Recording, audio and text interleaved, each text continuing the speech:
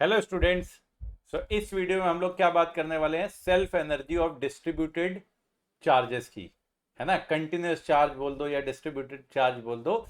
तो इस तरह के सिस्टम की जहां पे चार्ज फैला हुआ हो, चाहे वो लाइन पे हो, चाहे वो एरिया में हो, चाहे किसी वॉल्यूम पे फैला हुआ हो, उस सिस्टम की सेल्फ पोटेंशियल एनर्जी या सेल्फ इलेक्ट्रोस्टैटिक पोटेंशियल एनर्जी, क्या ये अलग है बाय डेफिनेशन जो पहले हम लोगों ने एनर्जी पढ़ी, इंटरैक्शन एनर्जी या self energy of point charges? नहीं, डेफिनेशन यहां पे भी वही है। अगर मैंने एक कोई इस तरह का चार्ज ले लिया जो कि फैला हुआ है किसी जगह पे, इस तरह से डिस्ट्रीब्यूटेड हुए चार्ज पड़ा हुआ है और टोटल चार्ज मान लो कैपिटल क्यू है, तो इस सिस्टम को इनफाइनाइट से, जो भी टोटल चार्ज है इनफाइनाइट से सबको ला के अपनी अपनी रिस्पेक्टिव जगह, जैसे यहाँ पे कुछ अमाउंट ऑफ चार्ज है ना इस छोटी सी जगह में, तो उस छोटी सी जगह में जितना चार्ज है उसको इनफाइनाइट से ला के रखने में, इसके बगल में यहाँ पे जितना चार्ज है उसको इनफाइनाइट से स्लोली ला के रखने में, इस पूरी प्रोसेस में, इसको बिल्ड करने में जितना work done against the electric field करना पड़ा होगा, और किसकी इलेक्ट्रिक फील्ड,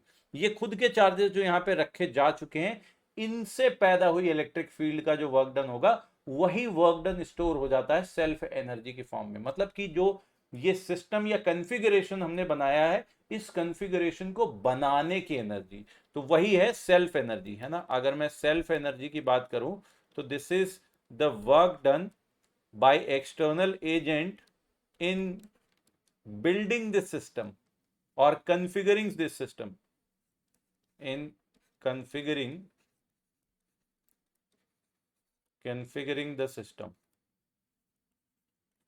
तो कॉन्सेप्चुअली ये अलग नहीं है, पॉइंट चार्जेस का जो हम लोगों ने इंटरेक्शन एनर्जी निकाला था उससे अलग नहीं है। उस अगर इस पूरे डिस्ट्रीब्यूटेड चार्ज को भी आप बहुत छोटे छोटे पार्ट्स में अलग अलग पॉइंट चार्जेस का ही सिस्टम मानो, कि इनफाइनाइट मेनी पॉइंट चार्जेस बहुत छोटे छोटे अमाउंट के लाके यहाँ पे रखे गए हैं, तो इसको एक को पहले को लाओ, फिर दूसरे को लाओ, फिर तीसरे को लाओ, इस पूरी प्रोसेस में जो वर्क डन होते जा रहा है एक्सटर्नल एजेंट का against the electric field by these own charges जो यहाँ पे रखे हैं ना, वही उन उन चार्जेस की वजह से जो फील्ड पैदा होगी उसके अगेंस्ट जितना वर्क डन करना पड़ेगा, वही है इस सिस्टम की सेल्फ एनर्जी। राइट। तो अब किसी भी तरह के चार्ज डिस्ट्रीब्यूशन की सेल्फ एनर्जी निकालने के लिए आपको कैसे उसको बिल्ड करना है, कैसे बनाना है, वो वाला पार्ट सोचना है। आप बहुत तरीके से चार्ज ला सकते हो। आप बोलोगे मैं एक साथ ही यहां पे चार्ज लाऊंगा रख दूंगा, ऐसे मैं एक एक करके लाऊंगा, एक एक करके कौन से पहले लाऊंगा कौन से बाद में लाऊंगा, चाहे जिस तरीके से करो आप, आंसर आपका सेम आना है, बट वो तरीका, वो चॉइस रिजल्ट करेगी कि आप आंसर निकाल पाओगे या निकाल पाओगे तो आसान तरीके से निकालोगे या मुश्किल तरीके से निकालोगे। तो एक दो एग्जांपल जिनके रिजल्ट हमें याद भी होने चाहिए स्टैंडर्ड, उनके थ्रू हम इस प्रोसेस को करना सीखेंगे। तो पहला वाला केस हम लोग ले लेते हैं। First case, self energy of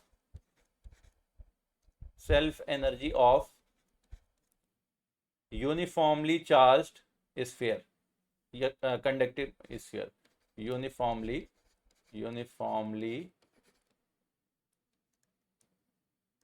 charged conducting sphere,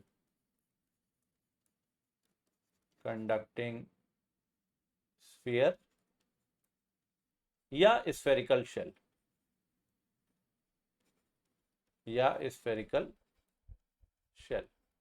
हमारे पास एक कंडक्टर है, ठीक है, चाहे वो कंडक्टिंग स्फीयर मान लो या एक स्फेरिकल शेल मान लो। राइट। तो अगर मैंने इस तरह का एक स्फेरिकल शेल ले लिया, लेट से ये कंडक्टर है, कंडक्टिंग स्फीयर मान लो या स्फेरिकल शेल, दोनों ही केस में आपको पता है कि चार्ज का डिस्ट्रीब्यूशन एक ही जैसा होना है। अगर आइसोलेटेड सिस्टम है तो सारा का सारा चार्ज जाएगा सरफेस पे और यूनिफॉर्म तरीके से डिस्ट्रीब्यूट हो जाएगा, ये आपको पता है।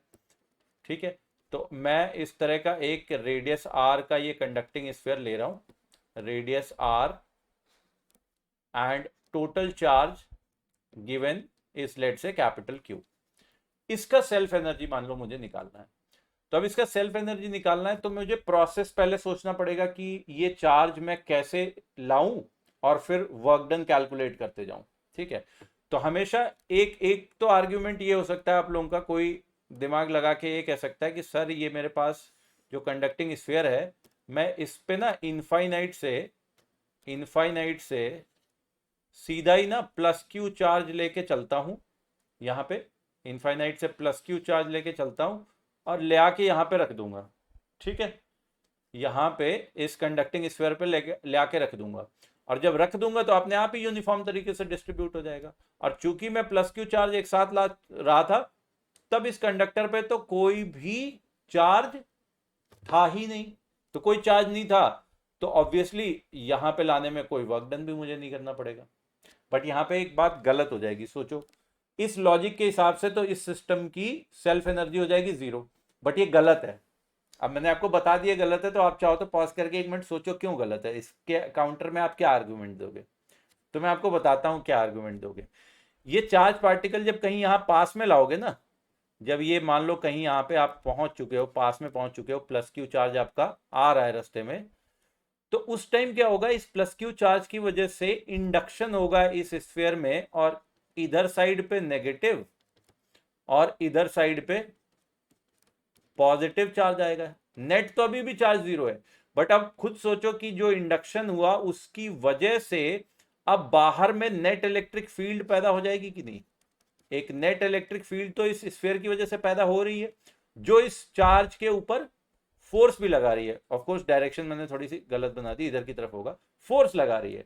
तो अब वर्क डन इसके अगेंस्ट आपको करना पड़ेगा, मतलब कुछ ना कुछ वर्क डन करना पड़ा एक्सटर्नल एजेंट को, तो potential energy of the system या सेल्फ एनर्जी जरूर है कुछ ना कुछ, बट क्या वो कैलकुलेट कर पाओगे? क्या इस रैंडम तरीके से हुए जो चार्ज का इंडक्शन है, इसकी वजह से क्या फील्ड का रिजल्ट आप निकाल भी पाओगे? जब तक निकाल नहीं पाओगे तब तक कंप्यूट नहीं कर पाओगे टोटल वर्क डन। तो ये तरीका अपने आप में कॉन्सेप्चुअली कोई दिक्कत नहीं है, आप कैपिटल क्यू चार्ज एक साथ लेके आओ, यहां पे छोड़ दो, पूरी प्रोसेस में जो वर्क डन होगा वो सेल्फ एनर्जी के बराबर होगा, कॉन्सेप्चुअली कोई प्रॉब्लम नहीं है। बट दिक्कत ये है कि आप इसको कंप्यूट नहीं कर पाओगे, इसको कैलकुलेट नहीं कर पाओगे। तो ये प्रोसेस सही है, बट ये तरीका आप मत लगाओ। कॉन्सेप्चुअली गलती नहीं है, बट इससे आप निकाल ही नहीं पाओगे। तो निकालने के लिए हमेशा ध्यान रखो, इस तरह के सिस्टम में जब भी कोई कंडक्टर वगैरह के ऊपर चार्ज हो ना, तो आप कुछ फाइनाइट अमाउंट ऑफ चार्ज मत लाओ। फाइनाइट मतलब कुछ भी नंबर में, कोई भी वैल्यू का चार्ज मत लाओ, क्योंकि किसी भी वैल्यू का चार्ज लाओगे तो ये कंडक्टर में इंडक्शन होगा और रैंडम तरीके से चार्ज फैलेंगे, और फिर वो बाहर फील्ड जो पैदा करेंगे वो आप निकाल ही नहीं पाओगे। तो आप लाओ कैसे? आप लाओ इन्फिनिटिसिमली स्मॉल स्मॉल चार्ज, मतलब इतना कम चार्ज लाओ कि उस चार्ज को पास में लाने से किसी भी तरह का इंडक्शन पैदा ही ना हो।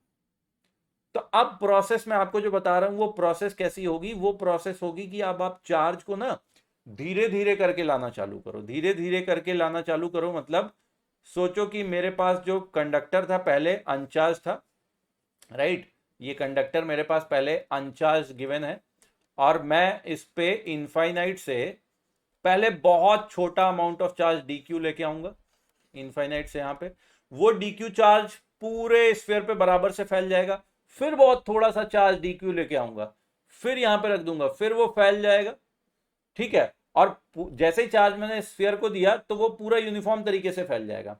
अब ये प्रोसेस थोड़े थोड़े चार्ज लाने से क्या हो रहा है कि जब वो थोड़ा सा चार्ज यहां बाहर में लाओगे पास में, तो उसकी वजह से चार्ज डिस्ट्रीब्यूशन अनइवन नहीं होगा, नॉन यूनिफॉर्म नहीं होगा, अप्रोक्सीमेटली यूनिफॉर्म ही रहेगा। तो ऐसा करते करते करते करते मान लो किसी इंटरमीडिएट पोजीशन पे पहुंच गए, और अब आपने चार्ज जो इसके सरफेस पे टोटल डाल दिया है वो मान लो स्मॉल क्यू है, ठीक है, अभी कैपिटल क्यू तक नहीं पहुंचे, पूरा नहीं लाया। तो ये एक तरीका है कंप्यूट करने के लिए कि अब इस प्रोसेस में बीच के किसी जगह पे आप स्मॉल क्यू चार्ज दे चुके हो, अब आप डी क्यू चार्ज और लेके चले। अब ये डी क्यू चार्ज को लेके चले हो आप, इनफाइनाइट से लेके इसकी सरफेस तक पहुंचा रहे हो। ये डी क्यू चार्ज किसी तरह का इंडक्शन पैदा नहीं करेगा क्योंकि बहुत छोटा है। तो सिर्फ इस डी क्यू चार्ज को लाने में जो स्मॉल वर्क डन होगा एक्सटर्नल एजेंट का जो स्मॉल वर्क डन होगा, वही चेंज इन सेल्फ एनर्जी के बराबर होगा। इसकी एनर्जी में, इसकी सेल्फ एनर्जी में जो छोटा सा चेंज होगा उसकी वैल्यू जो है एक्सटर्नल फोर्स के वर्क डन के बराबर है। अच्छा, एक्सटर्नल एजेंट का work done in moving a charge D Q from infinite which has zero potential to this position surface पे जहां पे पोटेंशियल V है। तो कितना वर्क डन होगा आपको पता है, जितना चार्ज लेके आए D Q into change in potential, है ना, या final potential energy of this charge जो कि हो गई डी क्यू इंटू यहाँ का potential V minus initial which is 0, initial तो इनफाइनाइट पे था। तो इतना वर्क डन आपको करना पड़ा। अच्छा, V की वैल्यू क्यों आएगी, क्योंकि ये चार्ज स्मॉल क्यू तो पहुंच चुका है, वो अपनी सरफेस पे कितना चार्ज पैदा कर रहा है, कितना पोटेंशियल पैदा कर रहा है, V की वैल्यू हो जाएगी K small Q by capital R के बराबर, इतना पोटेंशियल पैदा कर रहा है। तो अब आप सीधा du की वैल्यू लिख सकते हो, change in self energy du will be equal to D Q into V की वैल्यू यहां से सब्सटीट्यूट करो तो कैपिटल K बाय R तो कांस्टेंट है और V की जगह यहाँ पे आ जाएगा, सॉरी V की जगह ये आ गया कैपिटल K, स्मॉल क्यू और डी क्यू बच गया, small Q and D Q बच गया।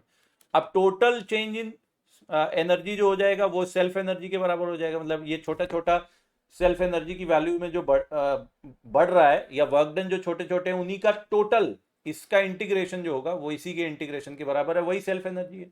तो ये वाला पार्ट तो हो जाएगा यूज सेल्फ एनर्जी इसकी, और इसके लिए आपको कर देना इंटीग्रेट। यहाँ पे D में क्या है, Q है, तो Q की वैल्यू कहां से कहां तक लेके गए हो, इस सरफेस पे पहले चार्ज कितना था, 0 था, बाद में कितना हो गया फाइनली कैपिटल Q, तो 0 से कैपिटल Q तक हो गया। Q का इंटीग्रेशन कितना हो जाएगा, capital small q square by 2, limit रख दो तो यहां से आपका सेल्फ एनर्जी इस सिस्टम के लिए निकल गई कैपिटल K कैपिटल Q का स्क्वायर बाई 2 कैपिटल R। अब ये वाला रिजल्ट आप याद ही रख लो, बहुत जगह यूज होते रहता है, इस रिजल्ट को आप याद रख लो कि इस तरह का यूनिफॉर्म चार्ज डिस्ट्रीब्यूशन एक स्फीयर की सरफेस पे अगर आपको पैदा करना है तो उसमें इतना वर्क डन आपको करना पड़ा होगा। अब दूसरा वाला केस देख लेते हैं हम लोग, 2 केस देख लेते हैं, उसके बाद आप तरीका समझ जाओगे। तो आपको किसी भी तरह के केस गिवन हो तो बस आपको प्रोसेस समझनी है कि कैसे कैसे मैं पैदा करूंगा, ठीक है।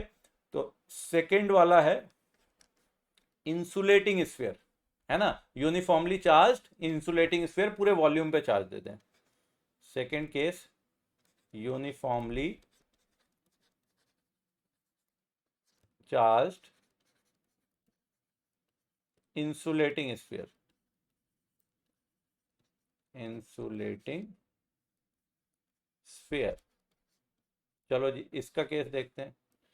अब इसमें क्या किया, पूरे वॉल्यूम पे आपने चार्ज रख दिया, ठीक है, इसमें आपने पूरे वॉल्यूम पे चार्ज रख दिया और टोटल चार्ज आपने फिर से कितना रखा, कैपिटल Q के बराबर। Total charge is capital Q and let से रेडियस इज R, है ना, Q ये R और ये टोटल चार्ज आपने Q दिया। अब इस सिस्टम को कैसे बनाओगे, चार्ज तो आपको पता लग गया, हर बार बहुत कम कम अमाउंट में लाना है, बट वो तरीका एक ऐसा हो सकता था कि एक इंजेक्शन की तरह ना, यहाँ पे जैसे चार्ज डेंसिटी है ना, एक आप ऐसे भी कर सकते थे कि पहली बार थोड़ा सा चार्ज लाते और उसको पूरे वॉल्यूम पे बराबर से फैला देते, इंजेक्शन लगा के हर जगह, समझ लो ऐसा भर गया आपका। दोबारा फिर से थोड़ा सा चार्ज लाते और पूरे वॉल्यूम में, इस स्फीयर के पूरे वॉल्यूम में थोड़ा सा फिर से उसकी डेंसिटी आपने बढ़ा दी, यूनिफॉर्म डेंसिटी आप रख रहे हो। तो अल्टीमेटली जो चार्ज डेंसिटी है ना, वो चार्ज डेंसिटी की वैल्यू 0 से लेके फाइनल वाली रो नॉट तक आप पहुंचा रहे हो, चार्ज डेंसिटी हर बार बढ़ाते जा रहे हो। एक तरीका आप ऐसे भी सोच सकते थे, लेकिन उस तरीके से सोचोगे तो दिक्कत पता है क्या है, कि जो एक्स्ट्रा चार्ज आप DQ लाते हो वो यहां पे भी उसका कुछ हिस्सा आता है, कुछ हिस्सा यहां पे भी आता है, कुछ हिस्सा यहां पे भी आता है, और हर जगह पोटेंशियल अलग है। तो आप देखो पिछले वाले केस में जो हम लोगों ने किया था वर्क डन निकालने के लिए, DQ इंटू V, वो V कौन सी जगह का लगाओगे, मतलब आप सेंटर का लगाओगे, सरफेस का लगाओगे, या यहाँ पास का लगाओगे, है ना, आपको पता ही नहीं है किस जगह का पोटेंशियल होगा। तो ऐसे मत करो। तब कैसे बनाएंगे आप, तब हम इसको ऐसी प्रोसेस से बनाते हैं जिससे ना डेंसिटी सेम रहे। तो ये वाला तरीका आप मत यूज करो, इसकी जगह दूसरा जो सही तरीका बनेगा, जो ज्यादा अच्छा इफेक्टिव तरीका है, वो है कि डेंसिटी आप रो नॉट मेंटेन रखो, इसकी रेडियस बढ़ाओ। इसकी रेडियस जो है ना, इसकी रेडियस 0 से लेके कैपिटल R तक लेके जाओ।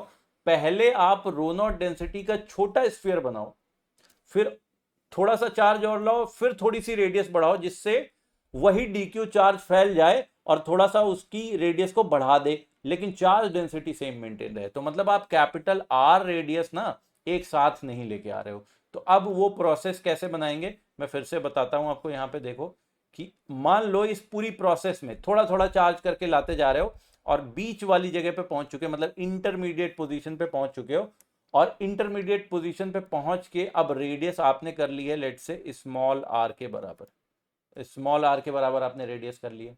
स्मॉल आर रेडियस करने के बाद अब फिर से आप डी क्यू चार्ज को इनफाइनाइट से लेके आ रहे हो, ठीक है, और अब आप इसके सरफेस पे पटक दे रहे हो, थोड़ा सा एक और पतला सा शेल एक्स्ट्रा बना रहे हो।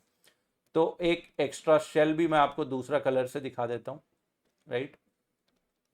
Let me use another colour.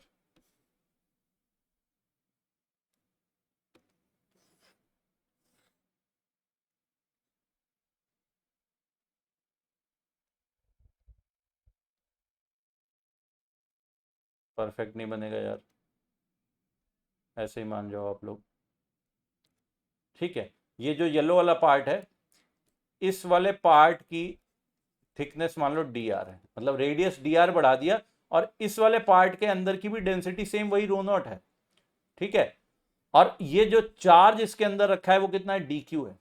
चलो पहले सबसे पहले रो नॉट डेंसिटी कितनी होगी वो निकालें। तो आपको पता है टोटल कैपिटल क्यू चार्ज है, रेडियस कैपिटल आर है, तो डेंसिटी फाइनल जो होगी, जो हमेशा सेम रखनी है, rho naught will be equal to capital Q by 4 pi capital R cube. इतना रो नॉट आपका होना है, राइट। अब यहां पे जो एक्स्ट्रा चार्ज डी क्यू लेके आए, वो डी क्यू कितना होगा, ये जो येलो वाला पार्ट का जो शेल बन रहा है आपका डी आर थिकनेस का, उस शेल का वॉल्यूम इंटू चार्ज डेंसिटी, यानी कि रो नॉट इंटू इस शेल का जो वॉल्यूम होगा वो कितना होगा, area into thickness. Area is 4 pi कितना, small R square into thickness is D R. ये इतना बोल सकते हो भाई। रो नॉट की वैल्यू यहां सब्सटीट्यूट कर लो, ठीक है। तो डिवाइडेड बाई 4 पाई से 4 पाई कट जाएगा, एक 3 ऊपर चला जाएगा। तो यहाँ पे दिख रहा है कि 3 capital Q by capital R cube into small R square D R. ये इतना आपका डी क्यू की वैल्यू है। और ये डी क्यू जब लेके आप आए, तो वो सारा का सारा चार्ज इस स्फीयर के सरफेस पे ही फैला, जहां पे सब जगह पोटेंशियल सेम है, राइट। सब जगह पोटेंशियल सेम है। और कितना वो पोटेंशियल होगा, वो पोटेंशियल V है। अब V कैसे मैं कंप्यूट करूं, तो आपको पता है कि इस पूरे के पूरे सरफेस के लिए आउटसाइड पॉइंट हो गया सरफेस का, और इस पे टोटल चार्ज अगर स्मॉल q है, तो यहाँ पे पोटेंशियल V मैं लिख सकता हूँ K into small Q by small R. Outside point के लिए पॉइंट चार्ज की तरह ट्रीट कर सकता हूँ सारा चार्ज। स्मॉल क्यू कैसे निकलेगा, तो स्मॉल r रेडियस के स्फीयर में जितना भी चार्ज होगा, तो स्मॉल क्यू की वैल्यू मैं लिखूंगा density rho naught into volume of this smaller sphere which is 4 pi small R cube. By rho naught की वैल्यू फिर से यहाँ सब्सटीट्यूट करो, 4 पाई/3 कट जाएगा, rho naught into small R cube by capital R cube. ये आ गया Q. ये वैल्यू यहाँ पे V में सब्सटीट्यूट कर दो, तो V इक्वल टू कैपिटल के, ठीक है, सॉरी रो नॉट नहीं होना चाहिए, यहाँ पे कैपिटल क्यू होना चाहिए था। Capital K capital Q R cube by small R, तो ऊपर आ गया R square by capital R cube. ये आ गया पोटेंशियल V। और इस प्रोसेस में अब ये डी क्यू चार्ज यहां से यहां तक लाने में जो वर्क डन करना पड़ा, छोटा सा work done by external agent, that is equal to V times D Q. वही लॉजिक फिर से, इनफाइनाइट पे कितना पोटेंशियल था, 0, फाइनल हो गया V, तो V minus 0 into D Q. तो V की वैल्यू ये रखो, डी क्यू की वैल्यू ये वाली रखो, डी क्यू को यहां से सब्सटीट्यूट करो, कितना बन रहा है, 3Q इंटू क्यू यहाँ पे बन रहा है, तो 3 capital K Q square by R cube नीचे मिला के हो गए आर की पावर कैपिटल आर की पावर 6, और आर स्क्वायर यहाँ पे, आर की पावर स्मॉल आर की पावर 4 इंटू डी आर।